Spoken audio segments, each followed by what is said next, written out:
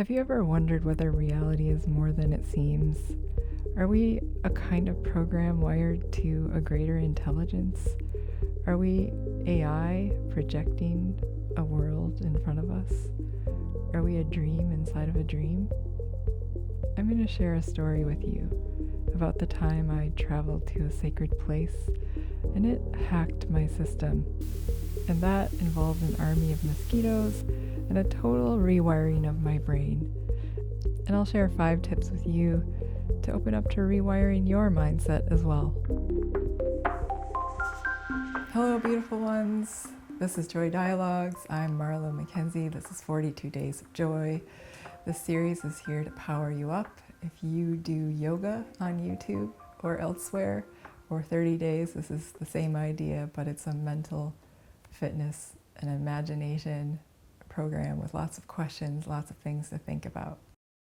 So I'm out there in Wyoming at Mato Tipila to do some filming as part of my work at a documentary film company. And at the time we were making an augmented reality experience, or a prototype for the experience that would basically be a walking tour around the national monument, kind of like one of those things you do at a museum and you listen to what's going on with the different artworks. It would be the same idea, but in the landscape. And instead of audio, it would be augmented reality. I had been working on a project called Sacred Land Film Project, and the team was filming at sacred sites. That was the focus of the documentary series called Standing on Sacred Ground. So I had done a fair bit of thinking about sacred sites, but I myself had never been to a sacred site. And I had read about that they are very powerful, and I had seen it in our footage of what people talked about. But here I was for the first time experiencing it, and I was completely I could not even believe how powerful the impact was on me. While I was there, I learned that actually the local tribes, people from the local areas, were employed to give tours around the butte and tell their stories. And I started thinking about that. I wouldn't really want the app to impact their job. And I started feeling, would it impact their job? Would it help? Would it draw more people in? I don't know. I had some uncertainty. And we had permission from everyone to work on this project. We had actually partnered with the Park Service, and we were working with some of the tribes. But suddenly it occurred to me that I had never asked permission of Mato Tipila. And this was a very wild thought for me at the time. I thought, wait, why would I need to ask Mato Tipila for permission? Who am I really asking for permission? Is this part of my subconscious? Is it really Mato Tipila that I'm asking? Do I really need to ask? It just seemed to plop into my brain. And how did it get there? So this is really number one, the asking for connection. Not even asking, just being open to it. Because I was open as I went out there. I didn't even have the awareness to ask for connection. And so if you're at a different level, asking for connection makes you that much closer to really wiring into what I'm talking about here.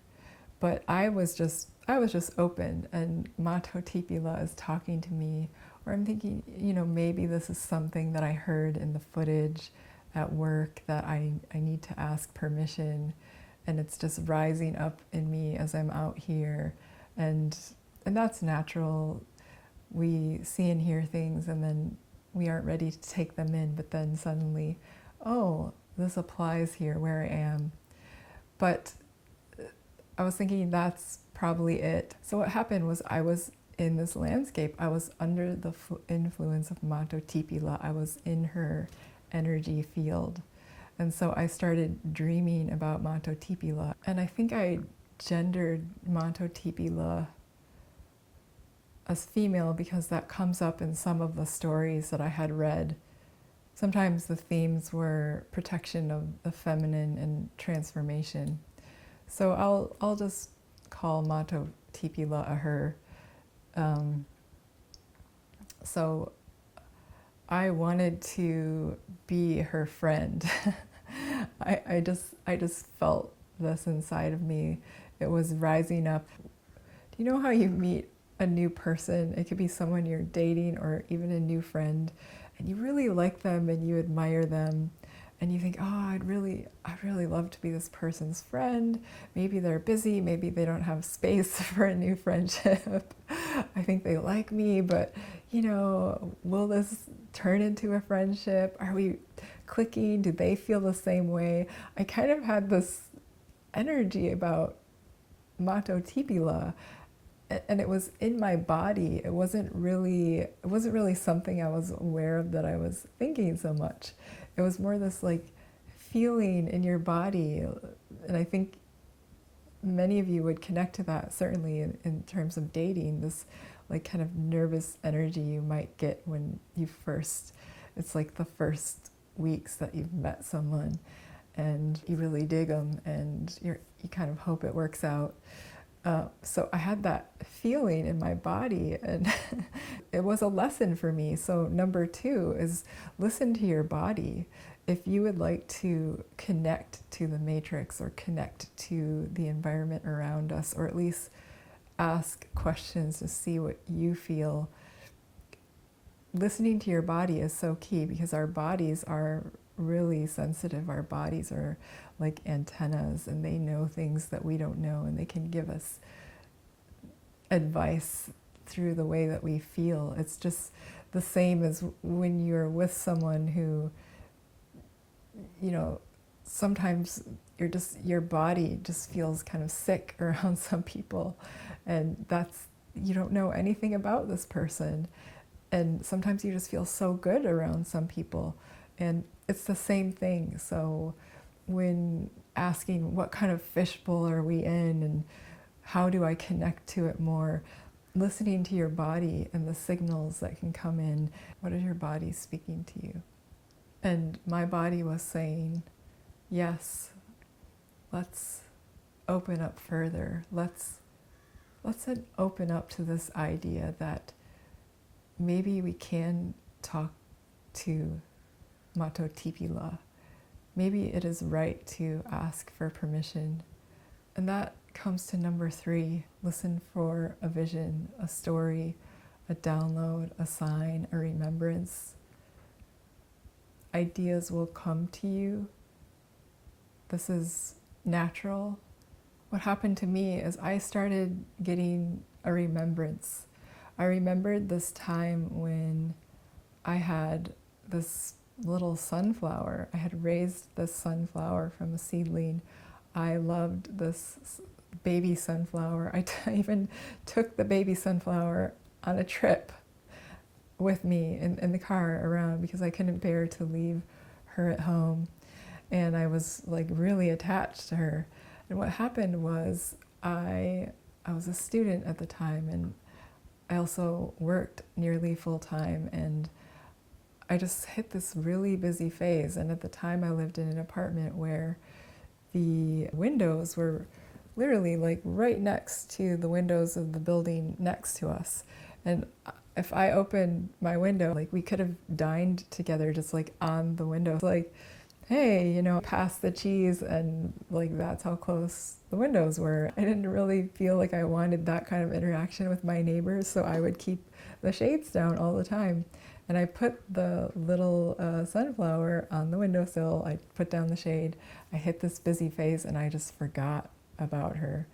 And so one night, things had kind of eased up in my life, and I was going to bed, and I remember it so clearly. I was kind of drifting off into that sleepy state, and then I heard really clearly this scream. It was like I get shivers when I even think about it now. I heard the scream and I knew it was the sunflower, and I just like jerked out of bed and I ran to the window, and she was just like completely dried out, and I was so upset. I watered her, and the next few days I kept paying attention to her and watering her, and it was too late. It was just really too late. But that experience completely jarred me at that time, because I thought, like, that was real. I heard this plant talk to me. And even at the time, I felt that, you know, as a child, I had connected to plants, but I just, believing things is so challenging in our world, where they teach you everything else. They teach you things that, like, you can't believe in things like that. And anyway, so in remembering this story, I just thought, wow, so I had been falling asleep, and I was in this like certain brain state, very calm, and I was probably able in that state to be on the channel of the sunflower. And it was there that I could hear her screaming, and I wondered how long she had been screaming for help. And that was the freaky thing. Like, that really freaked me out. So with the sunflower, that was a remembrance, and that was a kind of sign. You know, when you ask and then you think of something, it's not accidental. If you're pursuing a question, the things that arrive in your life and in your mind can often mean something. And that sunflower meant something. So I go out to the base of Mato Tipila to get sunrise shots for this prototype app that we're working on. And I'm like in a turmoil thinking about the sunflower and Mato Tipila and asking permission and what does this all mean. And this is number 3 again. It's more of number 3, listening to the signs, looking at signs. And so I'm out there, I'm at the base of Mato Tipila filming, and no one's around. It's still dark, the sun hasn't quite come up. It's very cold for me because I get cold easily. And my whole body is covered except for like this little bit of my face, because I've got a hood on and a hat, and I've pulled my jacket over my hands to like keep my hands warm. And I'm like waiting for the sun to come up, and I'll get that beautiful light on the butte for this app. I don't think I was even thinking about anything, but I had been this entire time in moments thinking all these questions that, you know, what's going on here? What is this reality that I'm in? Why are sunflowers shouting at me? Why do I want to be friends with this butte? And why do I think I need to ask her permission and talk with her? And then out of nowhere, in this massive landscape where no one is around, just this mob of mosquitoes comes right at me, and they go straight to my face, the only place that was uncovered. And I'm like, what? And I'm like swatting things and yelping and running around and like wiggling, and this was so shocking, and it was like, what is this? But I like fall to the ground, and I felt this letting go. So that's, you know, that's number 4, just surrender, let go. I give up, you know. What's going on here? I don't know. And there was this complete just kind of feeling inside of me, right? And I'm breathing, and I'm down there. And yeah, the message, it comes in a second. I get it really fast, but actually processing it takes time. And here it is, number 5. Let the message in, right? The teachings are here for us, and the teachings are available. And this was a big one for me. Here I am out in this landscape, and I'm working with a team to create this app that is supposed to connect us to the land in a deeper way. That was our pitch. But we are already in connection because I am the technology. Mato Tipila is the technology. The technology is inside of us, and it's great if we want to build things and create technology, and expression is part of why we come here, at least some of us. And I had seen the Matrix movies. I saw the very first one in the theater, and yeah, I was thinking of the Matrix. I was thinking, oh, so we're all actually like Neo and Trinity and Morpheus, and we just have to go inside, and who knows what could happen there. Who knows if we become masters of going inside, who knows what is possible. And that experience changes everything for me. Some people might say, how does that change anything? But for me, it makes me realize that I could think of myself kind of like electricity, or kind of like the internet. My consciousness can travel. My consciousness is connected everywhere if I just move it along the system. I am like a tree, and my roots underground connect me to everything. It just completely rewired my brain. And at the minimum, it means we're all connected. And to me, love is the code. Love is the water of the fishbowl that we're in. Love is the code. I think that's what really just integrated into me. And it brings up a lot of more questions, right? But at the minimum, it means we're so connected. And so here I am at the base of Mato Tipila, tears running down from the shock of the mosquitoes and the cold, and just the anxiety I had been carrying in my body. And I'm having these realizations from Mato Tipila, this teaching.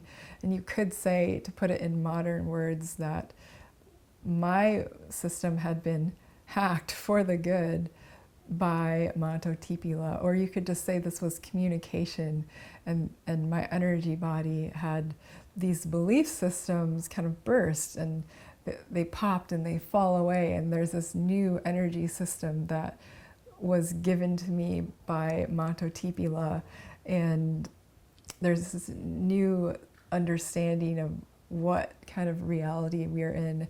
And then I also recall in this moment that one of the people we had filmed as part of this documentary series, Satish Kumar, was saying that sacred sites are kind of like symbols. You know, they're sacred, but they point to that everything is sacred, that there's a sacredness in all. These mosquitoes that just bit my face off, they are sacred. They were sacred messengers. The mosquitoes were sacred messengers that were part of this communication from Mato Tipila. They were part of hacking my system burst to help me release these beliefs that were doing me no good, really. They were isolating me. Whereas when they fall away, suddenly I'm connected to everything. I don't have to ever feel alone. I mean, we're humans, so we might feel alone sometimes. We're mammals, but I mean, then you go inside. Oh, wow, I'm connected to everything and I know that now, right? Later in that day, I had scheduled another interview with the head of the Park Service, and she's a Native American, amazing leader, and my face is all completely bitten up. And I don't know if I should tell her what just happened to me, the understandings that downloaded into me, and I don't know who I should tell this, who can I tell this. So I just tell her the facts. A swarm of mosquitoes bit my face. And she just kind of laughs. She knows immediately. She said, oh, Mato Tipila has hazed you. Welcome, welcome to the landscape. She knew. She absolutely knew. So I flew home like that, my face just completely full of mosquito bites, and I went to work like that. You know, I still hadn't asked permission, and I knew that, but I said to her, you know, as I was leaving, oh, thank you. It's the first time I ever spoke to a landscape since my childhood, and thank you for this experience. I'm sorry I didn't ask for permission. I feel changed. Thank you. So I'll go over those 5 points really quickly to connect to this reality that we're in further, to feel this connection, open up to the connection. Number 1, open up, ask questions, ask teachings to come in, let it show itself to you. And then number 2, listen to your body. That's part of it. Your body speaks to you. Your body is a part of that conversation. Number 3, notice what comes in, signs, stories, what happens. Number 4, surrender to the message. We have to surrender, we have to let go, or things can't get in fully. They just kind of bounce off us. We don't totally hear them. Number 5, here's the message. Now let's integrate that message and bring it into us. Allow the old beliefs to fall away, integrate the new beliefs, begin to act from those new beliefs, and really lock them in, because we can actually step backwards. I could have stepped backwards and said, no, that's, I don't believe any of this stuff that happened at Mato Tipila. But that's not what I did. I brought it in. I allowed it to be part of the steps that I've been taking to grow as a person. And so, yeah, I'd love to hear your stories and the way that you've connected to the land. If you've connected to a park or a beach or some hills or your backyard or whatever is nearby, the plants in your house. How have they taught you? Do you feel connected to the world around you? What do you think our reality is? Do you think it's a matrix or a simulation or a hologram? How do your beliefs impact how you act in this world and the thoughts that you run daily in your mind? Does it support you? I'd love to hear your thoughts. Please share them in the comments. And if you found value in this, please share, like, subscribe. I am so pleased to be here with you, and I look forward to sharing time with you next time.